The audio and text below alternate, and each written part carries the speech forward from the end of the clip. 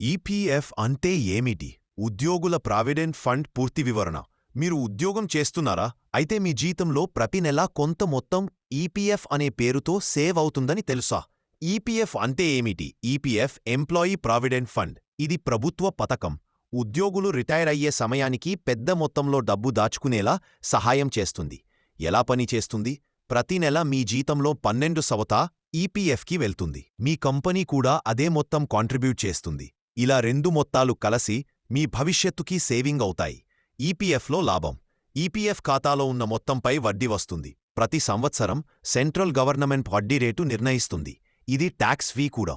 ఎప్పుడు తీసుకోవచ్చు?